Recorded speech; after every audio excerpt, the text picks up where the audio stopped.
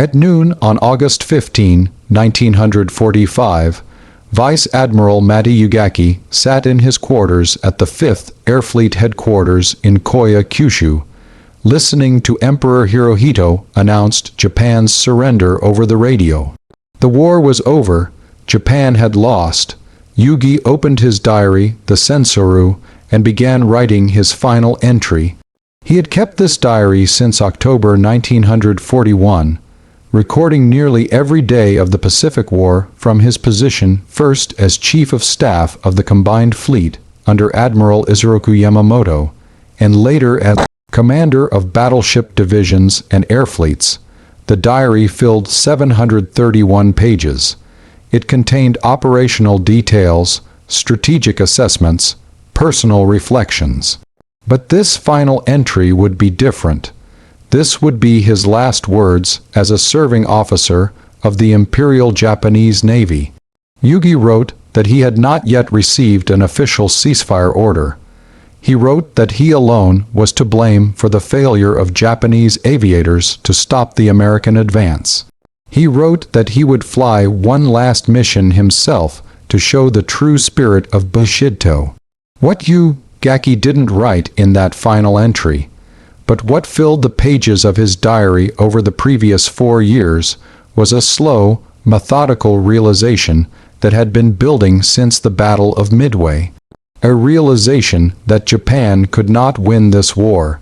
Not because Japanese sailors weren't brave enough, not because Japanese tactics weren't sound, but because American industry made victory mathematically impossible. The numbers told a story that no amount of courage could overcome.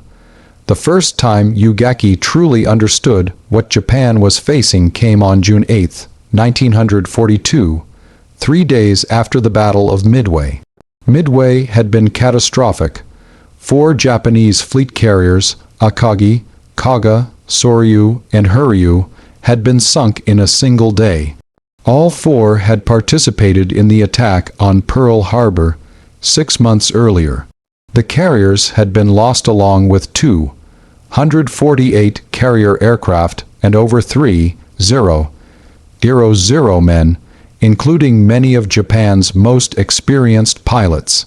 Ugaki had been Chief of Staff of the Combined Fleet under Admiral Yamamoto. He had helped plan the Midway operation. The strategy was sound: lure the American carriers into a decisive battle, destroy them, secure Japanese control of the Central Pacific. But something had gone wrong. The Americans had known they were coming. Their dive bombers had caught the Japanese carriers at the worst possible moment, with aircraft being refueled and rearmed on the hangar decks. The bombs had turned those carriers into infernos. On June 8, Ugaki wrote in his diary, quote, "Thus the distressing day of June 5 came to an end. Don't let another day like this come to us during the course of this war. Let this day be the only one of the greatest failure of my life." End quote. He believed at the time that Midway was a temporary setback.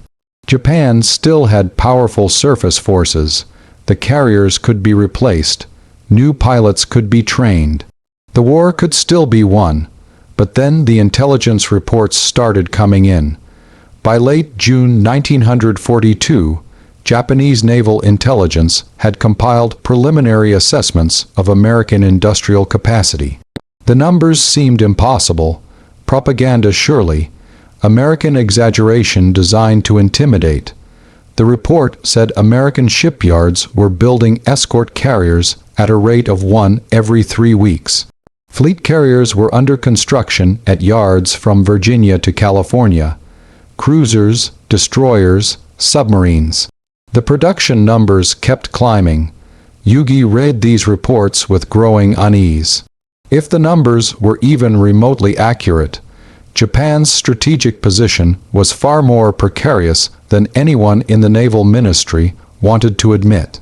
The second carrier Ugaki watched die was the Tahoe in June 1944 during the Battle of the Philippine Sea. By then, Ugaki had recovered from injuries sustained when American fighters shot down his aircraft over Bougainville in April 1943. That attack had killed Admiral Yamamoto. Ugaki had been in a separate bomber behind Yamamoto's plane. He watched it spiral into the jungle. He survived the crash of his own aircraft into the sea, one of only 3 survivors. After months of recovery, Ugaki took command of the 1st Battleship Division. In February 1944, he flew his flag from the battleship Yamato, the largest battleship ever built, 72,000 tons fully loaded, 18,1 in guns, the pride of the Imperial Navy. But by 1944, Ugaki understood that battleships no longer determined naval supremacy. Carriers did, and Japan was losing carriers faster than they could be replaced. The Teiho had been Japan's newest fleet carrier, 34,000 tons, armored flight deck, state-of-the-art damage control. Completed in March 1944, after 3 years of construction, she represented the pinnacle of Japanese carrier design. She lasted 3 months. On June 19, 1944, during what the Americans would call the Great Marianas Turkey Shoot, the Tahoe was hit by a single torpedo from the American submarine Albayor. 1 torpedo. The damage seemed manageable at first, but aviation fuel vapor spread through the ship's ventilation system. At approximately 1,430 hours, the Tahoe exploded from a massive internal blast. She sank, taking most of her crew with her. That same day, the carrier Shukaku was sunk by the submarine Kavala. 2 more carriers, Hio and the light carrier Cheetos, were lost later in the battle. Japan had entered the Battle of the Philippine Sea with 9 carriers. 3 were sunk. They left with 6. The Americans had entered with 15 carriers. They left with 15 carriers. Not one had been sunk. Yugi wrote in his diary that night. He noted the loss of hundreds of aircraft. He noted the deaths of experienced pilots who could not be replaced. He noted that the American fleet seemed larger every time they encountered it. He didn't need to write what everyone in the combined fleet already knew. They were being overwhelmed. The worst part wasn't the battles Japan was losing. The worst part was watching the American fleet grow larger between battles. In July 1942, 1 month after Midway, the Americans had commissioned the USS Essex, the first of a new class of fleet carriers, 27,000 tons, 90 aircraft. The Essex had been laid down in April 1941 before Pearl Harbor. She was completed in just 20 months. By December 1942, 6 Essex-class carriers were under construction. By the end of 1943, 5 had been completed and commissioned. By the end of 1944, 17 Essex-class carriers were in service. Japan built 6 aircraft carriers in the 3 years after Midway. 6. The United States built 17 Essex-class fleet carriers alone. That didn't count the escort carriers.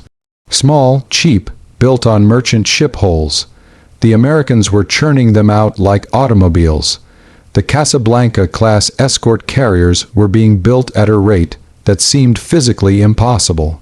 Each ship took an average of 3 months from Kang to commissioning. 3 months for a carrier. 50 Casablanca-class escort carriers were completed between November 1942 and July 1944. 50 carriers in less than 2 years. Yugi read the intelligence reports listing American carrier movements.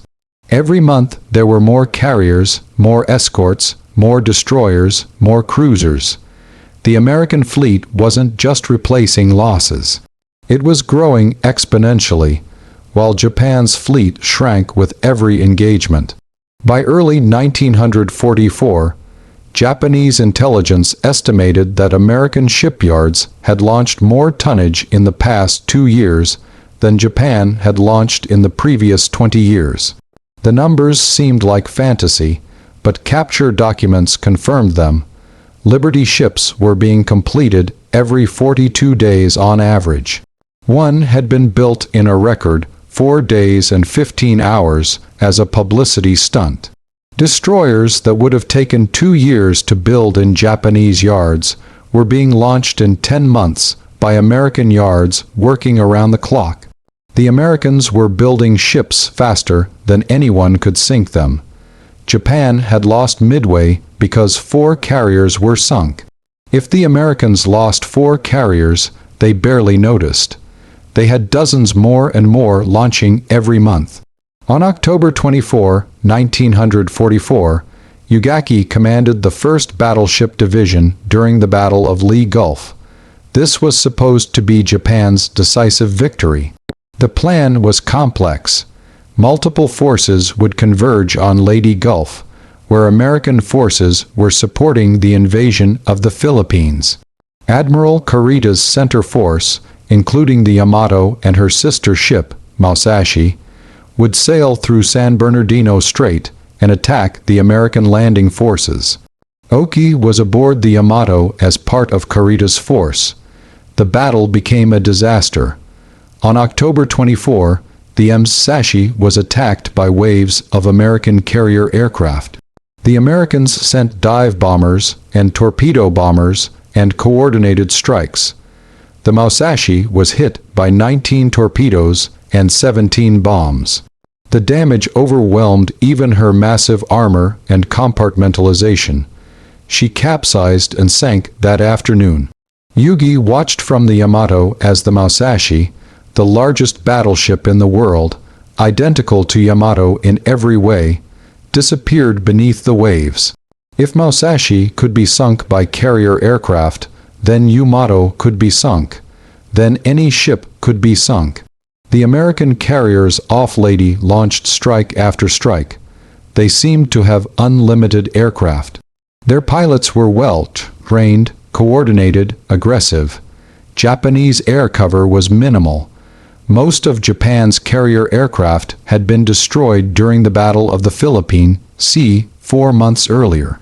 The Battle of Leyte Gulf ended with Japan losing 4 carriers, 3 battleships, 10 cruisers, and 11 destroyers. It was the largest naval battle in history. Japan's surface fleet had been effectively destroyed as a fighting force. The Americans had lost 1 light carrier, 2 escort carriers, 2 destroyers, and 1 destroyer escort. After Leyte Gulf, the war was effectively over for the Imperial Navy. There were no carriers left, no experienced pilots. Fuel was scarce. Most remaining ships were trapped in home waters with no oil to operate. But the Americans kept coming. More carriers, more battleships, more aircraft. Their fleet was so large now that they could bombard Japanese. Argued against the tripartite pact with Germany and Italy. He had received death threats from Japanese nationalists for his opposition to war. When the decision for war was made, despite his warnings, Yamamoto told his staff, "I can run wild for 6 months or a year, but after that, I have utterly no confidence." He was remarkably accurate. Pearl Harbor was December 7, 1941. The Battle of Midway was June 4, 1942, exactly 6 months after Midway. Japan never again won a major naval engagement. The intelligence analysts who examined the war after its conclusion determined that Japan's defeat became inevitable the moment American industrial production reached full wartime capacity. That occurred in mid-1943. From that point forward, American production so overwhelmed Japanese production that no tactical brilliance or strategic innovation could compensate for the numerical disparity. The analysts calculated that even if Japan had won every major battle from Midway onward, if every engagement had resulted in equal losses for both sides, the Americans would still have won the war through simple attrition. They were building ships and aircraft faster than Japan could destroy them, even in victory. By late 1944, American shipyards were actually slowing production because there were more ships than needed. Additional Essex-class carriers were delayed or cancelled, not because of shortages or problems, but because the existing fleet was more than sufficient to defeat Japan. Japan couldn't slow production. Japan had to fight with what already existed because new production was impossible. Some military historians argue that the Pacific War was decided by the Battle of Midway. Others point to Guadalcanal or the Philippine Sea or Leyte Gulf as the turning point. The economists and industrial analysts who studied the war reached a different conclusion. The war was decided before it began by the disparity in industrial capacity between the two nations.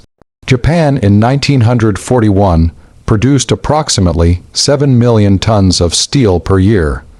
The United States produced over 80 million tons. Japan had minimal domestic oil production and depended almost entirely on imports from conquered territories in Southeast Asia. The United States produced 1.4 billion barrels per year domestically and controlled additional sources in Latin America and the Middle East. The disparity in economic power was enormous. American industrial output dwarfed Japanese capacity in every category. Those numbers meant that America could build 10 carriers for every carrier Japan built. America could lose 3 carriers and replace them within 6 months. Japan could lose 1 carrier and never replace it. The mathematics of industrial warfare made victory impossible for Japan. Yugi understood this. Yamamoto had understood it. Most of the professional naval officers understood it by 1943, if not earlier. But the war continued for 2 more years because the political leadership refused to accept these realities until atomic weapons and Soviet intervention forced capitulation. After the war, American occupation forces recovered Yugaki's diary from his quarters in Kyushu. The diary was eventually translated and published in 1991 under the title Fading Victory. Historians Donald Goldstein and Catherine Dillon edited the translation with a foreword by Gordon Pring. The publication of the diary provided Western readers with the first comprehensive Japanese account of strategic planning throughout the war written by a major participant. Yugaki had been present for nearly every important Japanese naval decision from Pearl Harbor through August 1945. His diary entries revealed the internal debates, the intelligence assessments, the growing desperation as American strength increased and Japanese strength diminished. The entries showed how Japanese naval commanders watched their forces shrink, while American forces grew larger every month. Military historians who studied the diary noted that Yugaki's assessment of American industrial capacity was remarkably accurate. His estimates of American ship production matched actual figures. His concerns about pilot quality and aircraft availability proved pregnant. But Yugaki never broke faith with his duty as he understood it. Even after concluding that victory was impossible, he continued organizing attacks, planning operations, sending young pilots to their deaths, and kamikaze strikes. His final act was consistent with this pattern. He flew to his death because he believed it was the honorable thing to do, even though he knew it would accomplish nothing. The sword Yamamoto gave him, the one he carried on his final flight, was reportedly recovered years later. The blade was engraved with Yamamoto's name. His body was never formally recovered. The next morning, crew from an American landing ship found wreckage and bodies on a beach, but formal identification was never completed. Yuga's final resting place remains unknown. The diary itself, the original handwritten volumes, is preserved in Japanese military archives. Researchers can still read Yugaki's actual handwriting, see the dates marked at the top of each entry, follow his thought process as the war progressed. Some entries are mundane, recording weather conditions, ship movements, routine administrative decisions. Others are profound, analyzing strategic situations, assessing Japan's chances, grappling with the moral implications of sending men to certain death. The entry from August 15, 1945, is short, less than 1 page. Yugi wrote that he had listened to the emperor's broadcast. He wrote that the war had ended in defeat. He wrote that he accepted full responsibility for this defeat in his capacity as commander of the 5th Air Fleet. He wrote that he would lead one final attack to show that Japanese fighting spirit remained unbroken. Then he closed the diary, placed it on his desk, and walked to the airfield. The diary entries stopped there. No epilogue, no final reflection. Just an abrupt ending as Yuki climbed into the aircraft that would kill him. That's how wars actually end.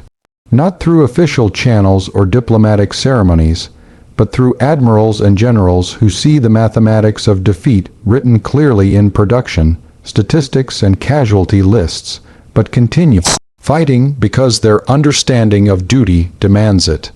If you found this story compelling, please take a moment to like this video. It helps us share more forgotten stories from the Second World War. Subscribe to stay connected with these untold histories. Each one matters, each one deserves to be remembered, and we'd love to hear from you. Leave a comment below telling us where you're watching from. Our community spans from Texas to Tasmania. From veterans to history enthusiasts, you're part of something special here. Thank you for watching, and thank you for keeping these stories